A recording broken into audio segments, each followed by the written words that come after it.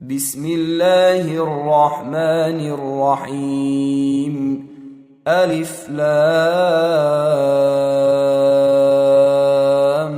را. تلك آيات الكتاب المبين. إنا أنزلناه قرآنا عربيا لعلكم تعقلون. نحن نقص عليك أحسن القصص بما أوحينا إليك هذا القرآن وإن كنت من قبله لمن الغافلين.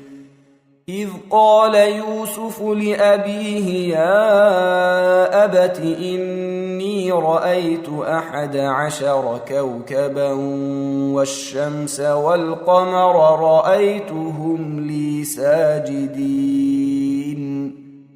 قال يا بني لا تقصص رؤياك على إخوتك فيكيدوا لك كيدا إن الشيطان للإنسان عدو مبين.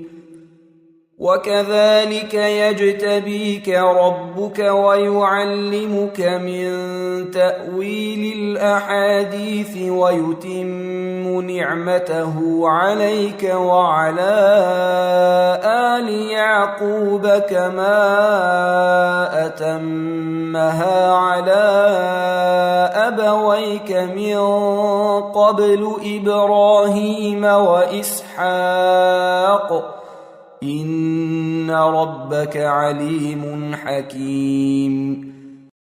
لقد كان في يوسف وإخوته آيات للسائلين إذ قالوا ليوسف وأخوه أحب إلى أبينا منا ونحن عصبة إن أبانا لفي ضلال مبين. اقتلوا يوسف أو اطرحوه أرضا يخل لكم وجه أبيكم وتكونوا من بعده قوما صالحين. قال قائل منهم لا تقتلوا يوسف وألقوه في غيابة الجب يلتقطه بعض السيارة إن كنتم فاعلين. قالوا يا أبانا ما لك لا تأمنا على يوسف وإنا له لناصحون. أرسله معنا غدا يرتع ويلعب وإنا له لحافظون. قال إني ليحزنني أن تذهبوا به وأخاف أن يأكله الذئب وأنتم عنه غافلون. قالوا لئن أكله الذئب ونحن عصبة إنا إذا لخاسرون. فلما ذهبوا به وأجمعوا أن يجعلوه في غيابة الجب وأوحينا إليه لتنبئنهم بأمرهم هذا وهم لا يشعرون. وجاءوا أباهم عشاء يبكون. قالوا يا أبانا إنا ذهبنا نستبق وتركنا يوسف عند متاعنا فأكله الذئب وما أنت بمؤمن لنا ولو كنا صادقين. وجاءوا على قميصه بدم كذب قال بل سولت لكم أنفسكم أمرا فصبر جميل والله المستعان على ما تصفون. وجاءت سيارة فأرسلوا واردهم فأدلى دلوه قال يا بشرى هذا غلام وأسروه بضاعة والله عليم بما يعملون. وشروه بثمن بخس دراهم معدودة وكانوا فيه من الزاهدين. وقال الذي اشتراه من مصر لامرأته أكرمي مثواه عسى أن ينفعنا أو نتخذه ولدا وكذلك مكنا ليوسف في الأرض ولنعلمه من تأويل الأحاديث والله غالب على أمره ولكن أكثر الناس لا يعلمون. ولما بلغ أشده آتيناه حكما وعلما وكذلك نجزي المحسنين. وراودته التي هو في بيتها عن نفسه وغلقت الأبواب وقالت هيت لك قال معاذ الله إنه ربي أحسن مثواي إنه لا يفلح الظالمون. ولقد همت به وهم بها لولا أن رأى برهان ربه كذلك لنصرف عنه السوء والفحشاء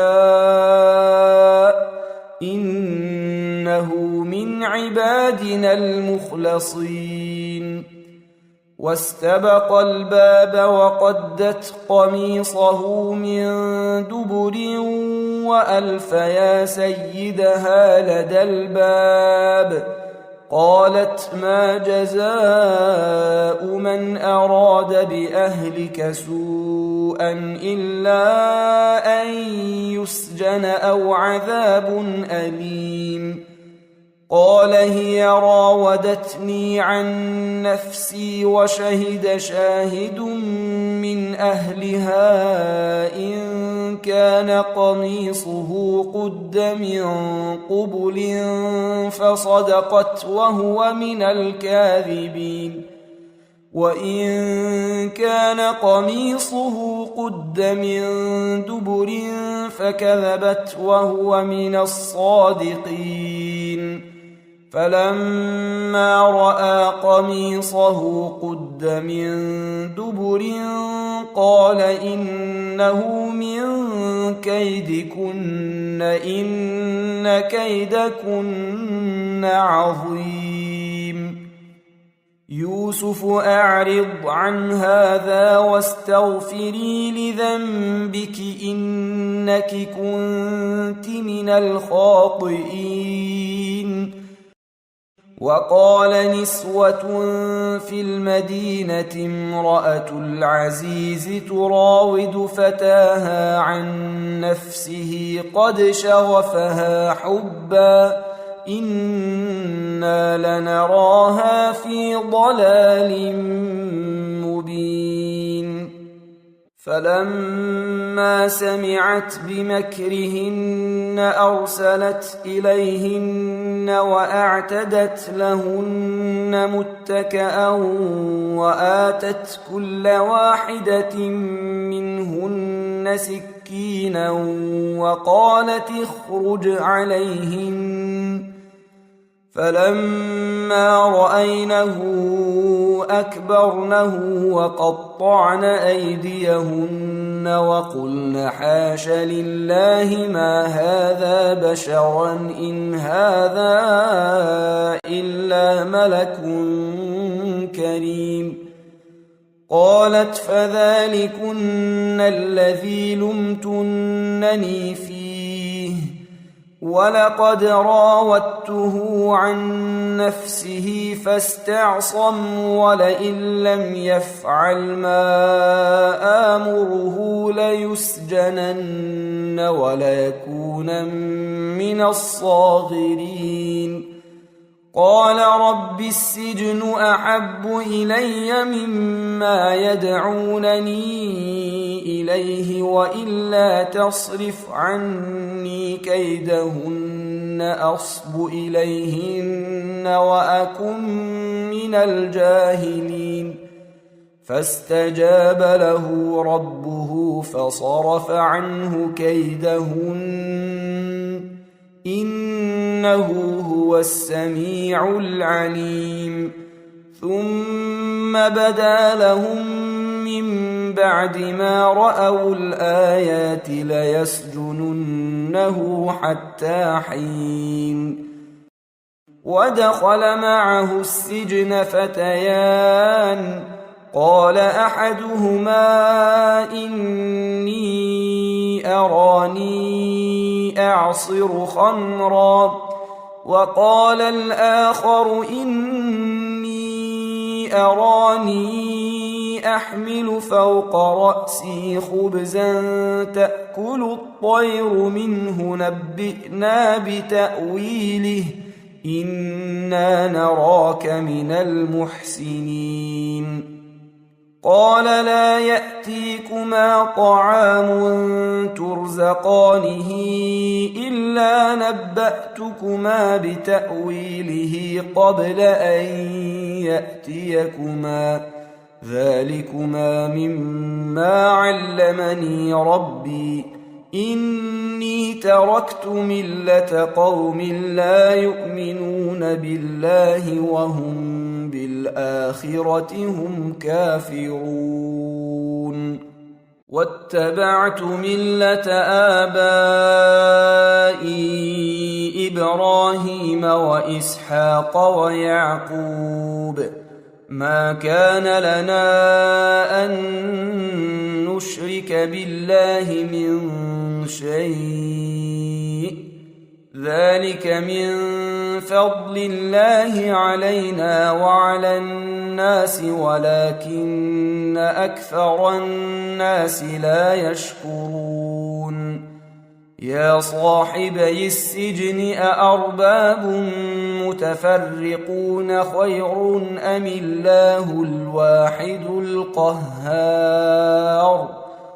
ما تعبدون من دونه إلا أسماء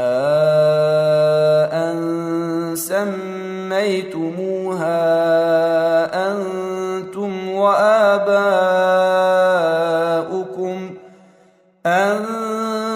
وآباؤكم ما أنزل الله بها من سلطان إن الحكم إلا لله أمر ألا تعبدوا إلا إياه ذلك الدين القيم ولكن أكثر الناس لا يعلمون.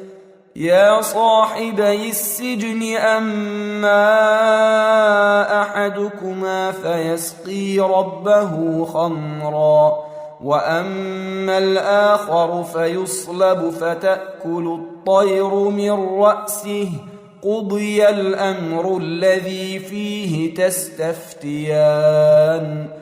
وقال للذي ظن أنه ناج منهما اذكرني عند ربك فأنساه الشيطان ذكر ربه فلبث في السجن 10 سنين.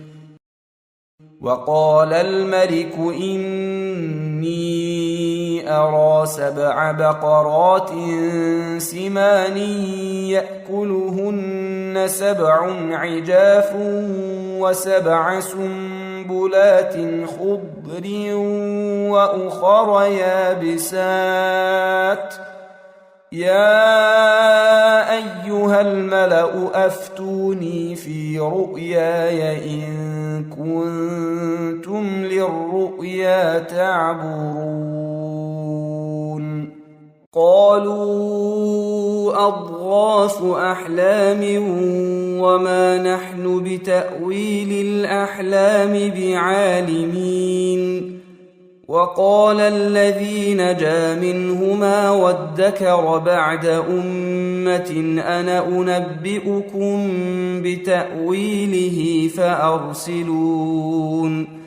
يوسف أيها الصديق أفتنا في 7 بقرات سمان يأكلهن 7 عجاف و7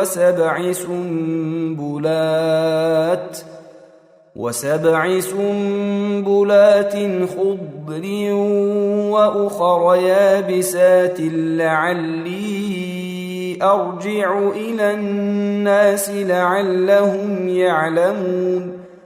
قال تزرعون 7 سنين دأبا فما حصدتم فذروه في سنبله إلا قليلا مما تأكلون.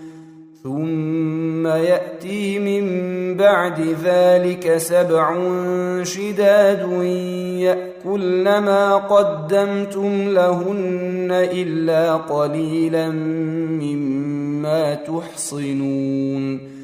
ثم يأتي من بعد ذلك عام فيه يغاث الناس وفيه يعصرون.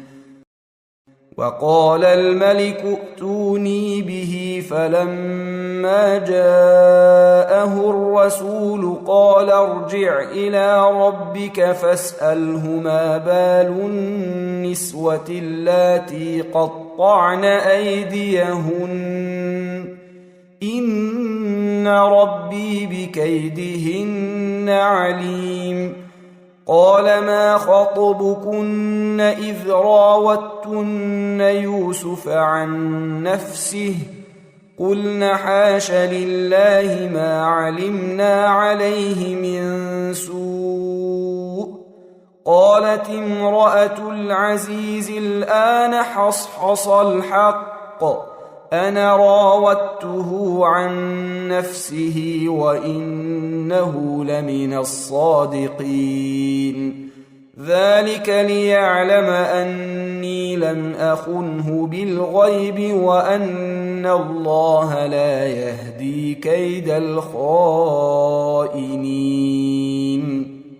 وما أبرئ نفسي إن النفس لأمارة بالسوء إلا ما رحم ربي إن ربي غفور رحيم. وقال الملك ائتوني به أستخلصه لنفسي فلما كلمه قال إنك اليوم لدينا مكين أمين. قال اجعلني على خزائن الأرض إني حفيظ عليم. وكذلك مكنا ليوسف في الأرض يتبوأ منها حيث يشاء نصيب برحمتنا من نشاء ولا نضيع أجر المحسنين. ولأجر الآخرة خير للذين آمنوا وكانوا يتقون. وجاء إخوة يوسف فدخلوا عليه فعرفهم وهم له منكرون ولما جهزهم بجهازهم قال ائتوني بأخ لكم من أبيكم ألا ترون أني أوفي الكيل وأنا خير المنزلين فإن لم تأتوني به فلا كيل لكم عندي ولا تقربون قالوا سنراود عنه أباه وإنا لفاعلون وقال لفتيانه اجعلوا بضاعتهم في رحالهم لعلهم يعرفونها إذا انقلبوا إلى أهلهم لعلهم يرجعون فلما رجعوا إلى أبيهم قالوا يا أبانا منع منا الكيل فأرسل معنا أخانا نكتل وإنا له لحافظون قال هل آمنكم عليه إلا كما أمنتكم على أخيه من قبل فالله خير حافظا وهو أرحم الراحمين ولما فتحوا متاعهم وجدوا بضاعتهم ردت إليهم قالوا يا أبانا ما نبغي هذه بضاعتنا ردت إلينا ونمير أهلنا ونحفظ أخانا ونزداد كيل بعير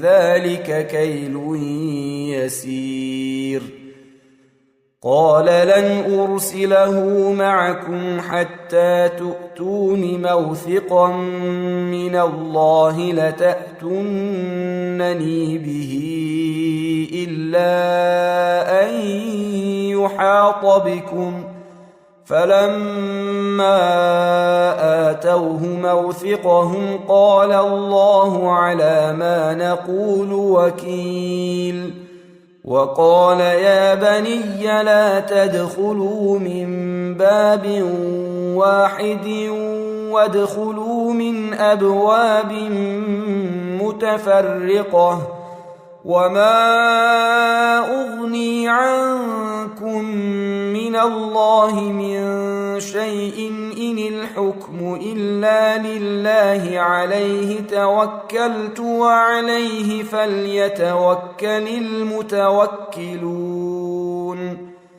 ولما دخلوا من حيث أمرهم أبوهم ما كان يغني عنهم من الله من شيء إلا حاجة في نفس يعقوب قضاها وإنه لذو علم لما علمناه ولكن أكثر الناس لا يعلمون ولما دخلوا على يوسف آوى إليه أخاه قال إني أنا أخوك فلا تبتئس بما كانوا يعملون فلما جهزهم بجهازهم جعل السقاية في رحل أخيه ثم أذن مؤذن أيتها العير إنكم لسارقون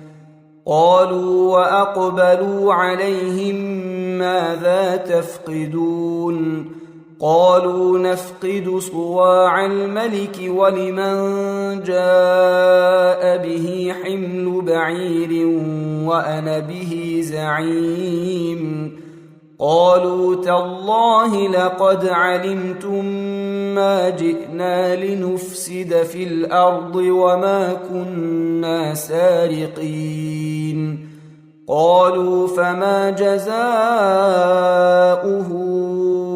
إن كنتم كاذبين قالوا جزاؤه من وجد في رحله فهو جزاؤه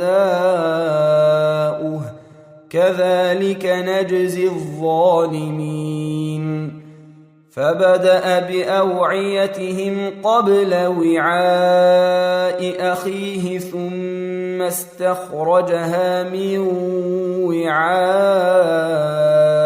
أخيه كذلك كدنا ليوسف ما كان ليأخذ أخاه في دين الملك إلا أن يشاء الله نرفع درجات من نشاء وفوق كل ذي علم عليم قالوا إن يسرق فقد سرق أخ له من قبل فأسرها يوسف في نفسه ولم يبدها لهم قال أنتم شر مكانا والله أعلم بما تصفون قالوا يا أيها العزيز إن له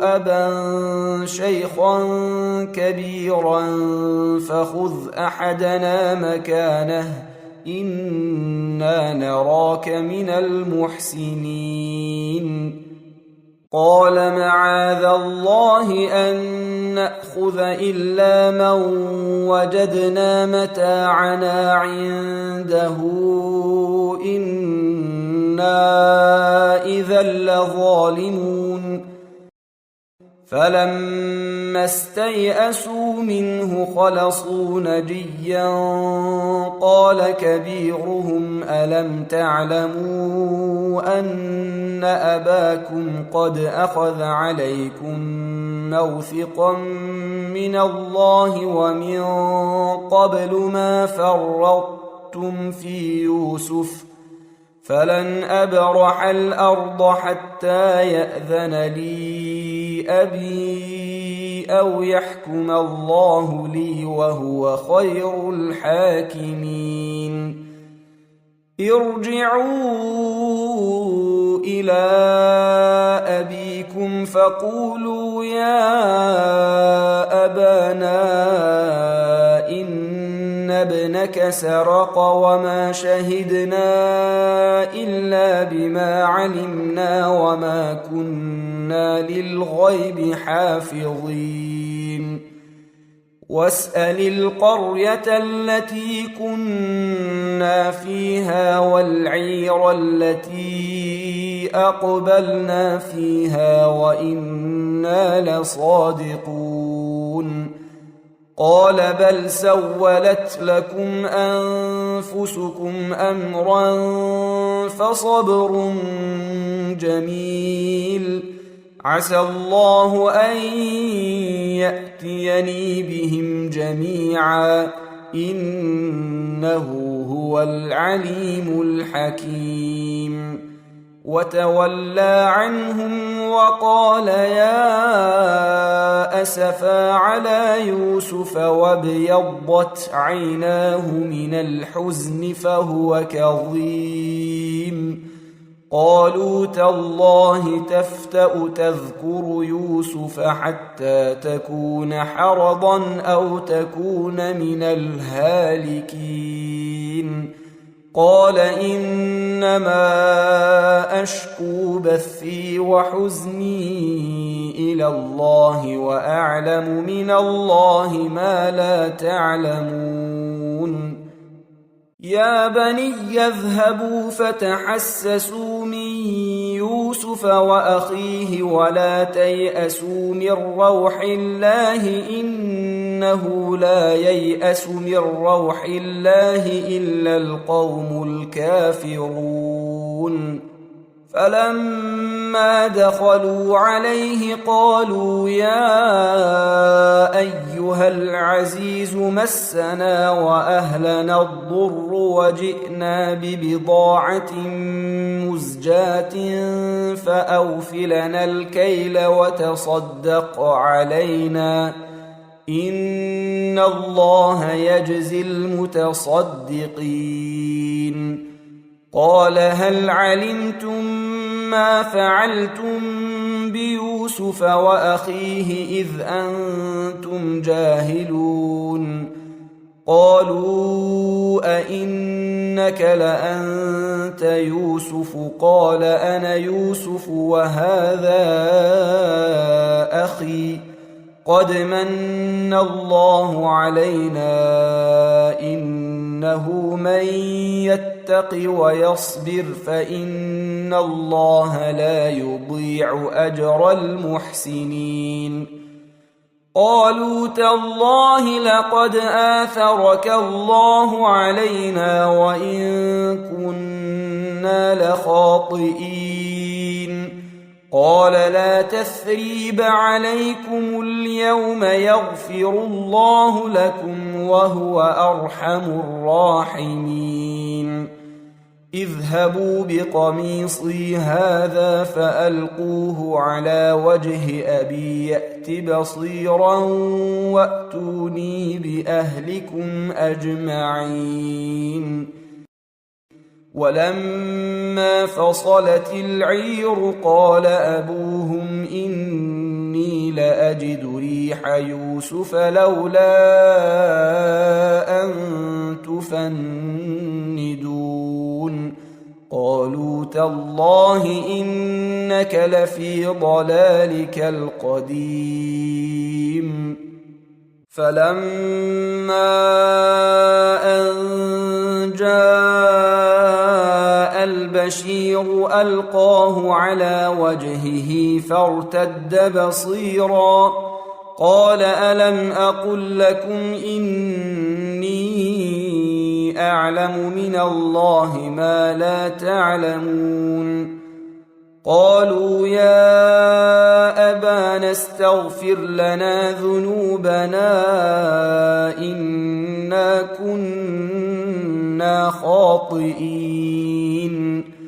قال سوف أستغفر لكم ربي إنه هو الغفور الرحيم. فلما دخلوا على يوسف آوى إليه أبويه وقال ادخلوا مصر إن شاء الله آمنين.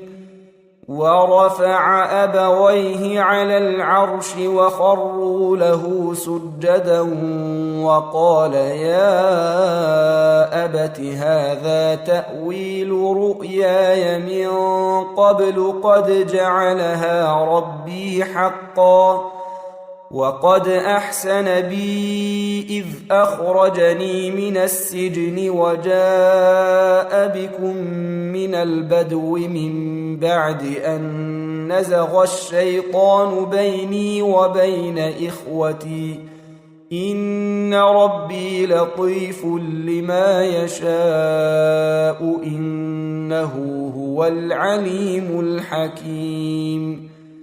رب قد آتيتني من الملك وعلمتني من تأويل الأحاديث فاطر السماوات والأرض أنت وليي في الدنيا والآخرة توفني مسلما وألحقني بالصالحين.